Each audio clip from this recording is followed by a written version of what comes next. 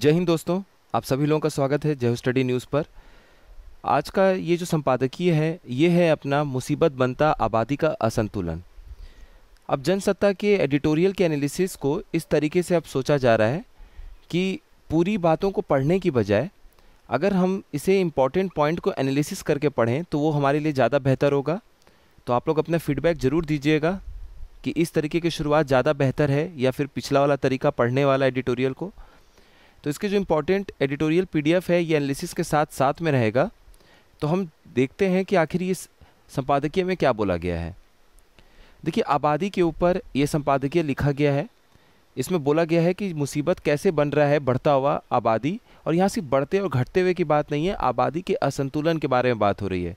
तो कुछ देशों में आबादी घट रही है तो वहाँ पे युवाओं की भी आबादी घट रही है, तो बुजुर्गों की आबादी बढ़ रही है, वो भी अपने उस देश में एक समस्या है। भारत जैसे देश जो विकासशील देश हैं पूरी दुनिया में, उनकी अपनी समस्या ये है कि वहाँ पर तो जनसंख्या बढ़ रही है और संसाधनों की भारी कमी देखने को मिल रही है। अब रिसोर्स डिप्लीशन हो रहा है, संसाधनों की कमी हो रही है, तो उससे सभी की ज़रूरतों को पूरा करना भी बहुत कठिन साबित हो रहा है। इसके ऊपर ये आर्टिकल लिखा गया है। चलिए शुरू करते हैं। भूमिका ऐसे बांधी गई है कि एक तरफ तो विकासशील देश हैं जहाँ बढ़ती आबादी और उनके संसाधनों की कमी से वो परेशान है। दूसरी तरफ अगर हम विकसित देशों की बात करेंगे तो वहाँ पर जो घटती जन्म दर है यानी कि बर्थ रेट है, वो खासकर युवाओं की घटती आबादी से ज़्यादा परेशान है। तो विकसित देशों में घटती आबादी दर और उसमें भी खास तौर पे युवाओं की जो आबादी घट रही है उससे दिक्कतें आ रही हैं, क्योंकि जो आपकी पूरी जनसंख्या को सपोर्ट करने वाली एक जनसंख्या का हिस्सा होता है वो युवाओं की आबादी होती है। उस पे निर्भर जो बुजुर्गों की आबादी है, जो बच्चों की आबादी है, वो उस पे निर्भर रहती है। तो इस बात पर उस देश की अर्थव्यवस्था से लेके जो उनकी सामाजिक व्यवस्था है, इस बात पर डिपेंड होता है, निर्भर करता है कि कितनी बड़ी युवाओं की आबादी उनको सपोर्ट कर रही है। युवाओं की आबादी बेरोजगार है या अच्छी खासी रोजगार वाली स्थिति में है। आगे इन्होंने जिक्र किया है जापान का, जिसमें बोला है कि जापान को देखिए, जापान जिसके यहाँ जनसंख्या में कमी है और घटती आबादी ने उसके सामाजिक और आर्थिक हालातों पर बहुत बुरा असर डाला है। तो जापान का उदाहरण देते हुए इन्होंने बोला है कि उनकी आबादी जो घट रही है उसमें युवाओं की आबादी भी घट रही है और बुजुर्गों की अच्छी खासी तादाद बढ़ती जा रही है, जिसके कारण बुजुर्गों का जो देख रेख है, उनका रख रखाव है, उनका देखभाल है, उसमें बड़ी समस्या उत्पन्न हो रही है। तो इस तरीके से जापान का एग्जाम्पल देकर आप भारत के लिए भी बता सकते हैं। फ्यूचर में अगर भारत का कुछ सालों के बाद जिस तरीके से आंकड़े आए हैं वो कहीं ना कहीं जन्म दर घटता हुआ नज़र आ रहा है, शादियां देर से हो रही हैं, प्रजनन दर जो है फर्टिलिटी रेट उसमें कमी आ रही है, तो आज से 30-40 साल 50 साल के बाद भी भारत इस दौर में पहुंच सकता है जहां पर जापान आज खड़ा है। द लैंसेट की रिपोर्ट भारत पर जो आई है हम उसकी चर्चा कर लेते हैं। भारत पे जो रिपोर्ट है वो ज़्यादा ज़रूरी है। बाकी देखिए, हर एक संपादकीय में दुनिया से जुड़े हुए डेटा आंकड़े आज जारी होते रहते हैं, तो उतने आपको याद नहीं रखने हैं। यहाँ पर द लैंसेट ने बोला है कि 1950 यानी कि 74 वर्ष पहले तक अगर आप देखेंगे तो भारत की जो प्रजनन दर फर्टिलिटी रेट है वो 6.2% हुआ करती थी, 6.2% थी, जो कि 2021 तक 2% से भी कम रह गई है। तो फर्टिलिटी रेट जहाँ पर पहले 6 के आसपास हमको देखने को मिलता था, अब वो 2 तक आ गया है। यानी कि प्रजनन दर जो है, जो फर्टिलिटी रेट है, वो ये निर्धारित करती है कि एक जो उम्र है किसी महिला की जो वो बच्चा पैदा कर सकती हैं, तो उनके इस उम्र में वो कितने बच्चे एवरेज पैदा कर रही हैं, तो अपने देश में कितने एवरेज बच्चे पैदा हो रहे हैं। तो अब हमारे दो के कॉन्सेप्ट पे हम पहुंच चुके हैं। पहले 6 बच्चे तक एक एवरेज पैदा हो जाते थे अपने देश में। अब अनुमान है कि ये जो प्रजनन दर है 2050 तक घटकर 1.29% और 2100 तक ये 1.04% तक पहुंच सकता है। तो ये बहुत कम हो जाएगा जैसे जैसे आगे समय आ रहा है। प्रजनन दर अगर 2.01 है, 2.01, तो इसको रिप्लेसमेंट दर कहा जाता है। रिप्लेसमेंट का मतलब कि जैसे मान लीजिए 2 लोग हैं, इनके अगली पीढ़ी में 2 लोग हुए, तो ऐसा माना जाता है कि आबादी जो है वो कहीं ना कहीं स्थिर रहेगी, जितनी जनसंख्या पहले थी लगभग उतनी ही जनसंख्या आगे बढ़ रही है, न बढ़ती हुई दिख रही है न घटती हुई दिख रही है। ये स्थिर आबादी का एक तरीके से साइन है। लेकिन ये जिस तरीके से प्रजनन दर हमारी सदी के आगे बढ़ते बढ़ते घटती चली जाएगी, आज से 30 साल, अगर 26 साल 28 साल बाद आप देखेंगे 2050 तक, तो ये 1.29% पे रह जाएगी। और सन 2100 में अगर आप देखेंगे तो ये 1.04% तक रह जाएगी।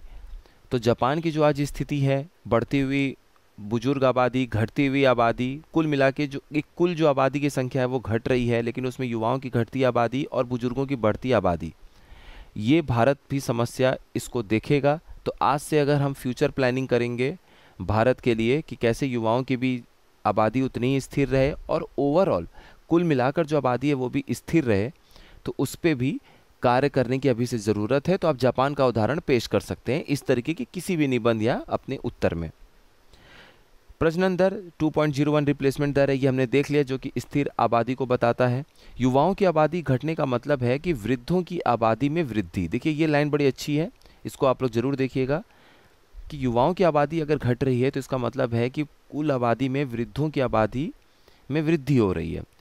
और अगर वृद्धों की आबादी में वृद्धि होगी तो लेबर फोर्स जो है, जो श्रम शक्ति है, उसमें कहीं न कहीं आपको कटौती देखने को मिलेगी, क्योंकि वृद्ध जो हैं वो तो खुद युवाओं की आबादी पर निर्भर हैं, अर्थव्यवस्था में उनका योगदान कुछ खास हो नहीं पाएगा। आगे फिर इन्होंने जापान की बात करते हुए बोला कि जापान की जो आबादी घट रही है, युवाओं की आबादी खास तौर पे जो घट रही है और बुजुर्गों की आबादी जो बढ़ रही है, इसको ध्यान में रखते हुए जापान ज़्यादा बच्चे पैदा करने के लिए युवाओं को प्रोत्साहित कर रहे हैं और उसी प्रोत्साहन में वो उन्हें इनाम दे रहे हैं। सिंगापुर का भी एग्जाम्पल देते हुए इन्होंने बोला कि आज सिंगापुर दोहरे मार खा रहा है। दोहरा मार कैसे खा रहा है कि एक तरफ तो उसके प्रजनन दर में, फर्टिलिटी रेट में कमी आ रही है, तो आने वाले समय में उसकी युवा आबादी भी धीरे धीरे कम होती जाएगी। दूसरी तरफ आबादी जो है उनकी बढ़ रही है, आबादी के एक बड़े हिस्से में उनको बूढ़े लोग ज़्यादा नज़र आ रहे हैं। चीन की बात करते हुए उन्होंने कहा कि चीन के भी एक आंकड़े ये बताते हैं कि चीन की आबादी आज के समय से 2100 में आधी रह जाएगी, यानी आज जो वो 1.4 अरब पे खड़े हैं, 140 करोड़ की उनकी जो आबादी है, वो कहीं ना कहीं 77 करोड़ में देखने को मिलेगी सन 2100 में। लेकिन दुनिया के तमाम अविकसित देशों में आबादी घटने के बजाय बढ़ रही है, जैसे कि अफ्रीकी देश। इनके यहाँ सबसे बड़ी समस्या क्या है कि इन तरह के जो देश हैं, अविकसित देश हैं या फिर जो अंडर डेवलप्ड जिसको हम बोलते हैं, या विकासशील देश, डेवलपिंग देश हैं, ये वो देश हैं जहाँ पे जन्म दर बहुत अधिक है, बर्थ रेट बहुत ज़्यादा है, उनको संसाधनों की कमी का सामना करना पड़ रहा है। तो एक तरफ इनकी आबादी बढ़ रही है और दूसरी तरफ इनके संसाधनों में भारी कमी देखने को मिल रही है, जिसकी वजह से जो इनकी बढ़ती आबादी में युवाओं की भी एक आबादी है, उसको बेहतर शिक्षा, बेहतर स्वास्थ्य उपलब्ध कराना एक चुनौती हो जाएगी उस देश के सरकारों की। नतीजा क्या होगा कि अगर आपकी युवा आबादी बेहतर शिक्षा और स्वास्थ्य के साथ बड़ी नहीं होगी, आगे नहीं बढ़ेगी, तो उनका जो योगदान होगा देश की अर्थव्यवस्था में, सामाजिक व्यवस्था को बनाए रखने में, अपने बड़े बुजुर्गों के प्रति जिम्मेदारी निभाने में, सभी में बहुत ज़्यादा दिक्कत देखने को मिलेगी, परेशानियां समझ में आने लगेंगी। बढ़ती जनसंख्या जो है वो अपने साथ जनसंख्या घनत्व को भी बढ़ाती है, क्योंकि जहाँ पे जनसंख्या बढ़ेगी तो आप सबको बेहतर शिक्षा और स्वास्थ्य उपलब्ध नहीं करा पाएंगे। नतीजा क्या होगा कि उनकी जो प्रति व्यक्ति आय है उसमें कटौती देखने को मिलेगा, वो कहीं ना कहीं घटता हुआ नजर आएगा। अगर प्रति व्यक्ति आय, पर कैपिटा इनकम में आपको कटौती नजर आएगी, तो उसका नतीजा क्या होगा कि किसी भी शहर में वो बहुत ही बेहतरीन स्थिति में नहीं होंगे कि वो अच्छा घर खरीद पाएँ, अच्छा घर बनवा पाएँ, तो झुग्गी झोपड़ी जैसी स्थिति देखने को मिलेगी, या फिर आपको बहुत अच्छी स्थिति, उनकी आर्थिक स्थिति देखने को नहीं मिलेगी, जिसकी वजह से जनसंख्या घनत्व भी बढ़ेगा। जनसंख्या घनत्व वैसे भी बढ़ेगा अगर शहर की आबादी बढ़ रही है, सारी सुविधाएं एक ही शहर में मिल रही हैं, गांव से लगातार पलायन जारी रहेंगे, या छोटे शहर से बड़े शहरों में पलायन जारी देखने को मिलेगा, तो जनसंख्या घनत्व भी ज़्यादा देखने को मिलता है। जनसंख्या घनत्व में बढ़ोतरी होगी तो फिर नई नई समस्याएँ उत्पन्न होंगी। जैसे मान लीजिए कि विषाणु जनित रोग हैं, वायरल डिजीज़ है, वो तुरंत फैलता है, तो स्वास्थ्य की समस्या देखने को मिलेगी। साथ ही साथ जो पीने का पानी है उसमें कहीं ना कहीं कमी देखने को मिलेगा। पोषण युक्त खाद्यान्न में आपको न्यूट्रिशियस फूड ग्रेन्स में कमी देखने को मिलेगी। रोजगार की समस्या उत्पन्न होगी और भी बहुत सारी इस तरह की समस्याएं हैं। भारत में कुछ ऐसे राज्य हैं जहां प्रजनन दर बर्थ रेट काफ़ी ज़्यादा, फर्टिलिटी रेट काफ़ी ज़्यादा है। उसमें यूपी, बिहार ये राज्य आते हैं। उसके लिए इन्होंने सुझाव देते हुए बोला है कि जनसंख्या वृद्धि के लिए परिवार नियोजन अपनाना पड़ेगा यहाँ के लोगों को, और सरकारों को भी योजनाओं के माध्यम से कैसे फैमिली प्लानिंग बेटर किया जा सके, कैसे बेहतर परिवार नियोजन के लिए स्कीम्स उपलब्ध कराए जा सकें, कैसे प्लानिंग की जा सके कि आबादी को स्थिर रखा जाए, इसके ऊपर कार्य करने की ज़रूरत है। अब आखिरी में इन्होंने ये बोला है कि न केवल हमारी आबादी बढ़ रही है, बल्कि बढ़ती आबादी के साथ में बेरोजगारी की भी एक समस्या उत्पन्न हो रही है। तो युवाओं की बहुत बड़ी आबादी आज बेरोजगार है। अब इसके दो सबसे बड़े दुष्परिणाम क्या नज़र आएंगे आपको? एक तो विकास में, देश के विकास में, समाज के विकास उत्थान में बाधा नज़र आएगी, क्योंकि अगर युवा बेरोजगार है तो वो अपनी समस्याओं से ग्रस्त है, तो वो अपने बड़े बुजुर्गों का ध्यान कैसे रखेगा, वो समाज के बाकी दायित्वों को कैसे निभाएगा। दूसरी समस्या जो उत्पन्न होगी वो गैर बराबरी की समस्या उत्पन्न होगी। जो थोड़ी सी आबादी बहुत अच्छी स्थिति में है, आर्थिक स्थिति में है, उनकी इनकम, उनकी आय काफ़ी अच्छी होगी, उनकी शिक्षा, उनकी स्वास्थ्य की स्थिति काफ़ी बेहतर होगी। लेकिन जो आबादी आज बेरोजगारी में घिरी हुई है, उनके हाथ में ज़्यादा पैसे नहीं होंगे, वो कुछ गुजारा करने के लिए इधर उधर के छोटे मोटे काम कर लेंगे।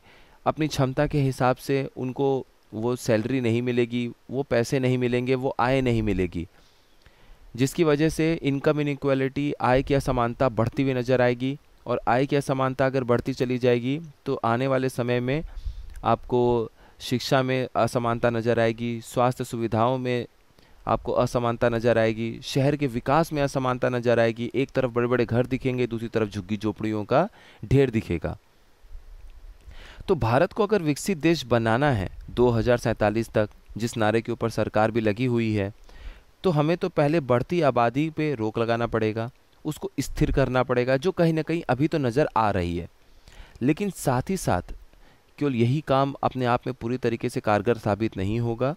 इसके साथ साथ शिक्षा और स्वास्थ्य सुविधाएं भी समान रूप से आपको मुहैया कराना पड़ेगा। ये सुनिश्चित करना पड़ेगा सरकारों को विभिन्न योजनाओं के माध्यम से कि लोगों को शिक्षा और स्वास्थ्य सुविधाएं समान रूप से हासिल हो, तभी हम बेहतर समाज का निर्माण कर पाएंगे, बेहतर आबादी को एक बेहतर सुख सुविधा उपलब्ध करा पाएंगे, युवा आबादी को बेहतर तरीके से मैनेज कर पाएंगे और फिर एक बेहतर राष्ट्र का निर्माण कर पाएंगे। तो कुल मिला के ये जो एक बेहतरीन एक संपादकीय था वो हमारा पूरा होता है। इसमें हम लोगों को ये जानने को मिला, ये GS1 में बहुत ज़्यादा आपके लिए लाभकारी होगा। ये पॉइंट्स आपको निबंध में भी लिखने को मिलेंगे। तो ये आर्टिकल के साथ में ये जो एनालिसिस है, ये PDF आप लोगों को उपलब्ध हो जाएगी जेहो स्टडी टेलीग्राम चैनल पे। आप लोग अच्छे से पढ़ते रहिए। मिलते हैं नेक्स्ट इन्फॉर्मेटिव वीडियो में। आप सभी लोगों का बहुत बहुत धन्यवाद।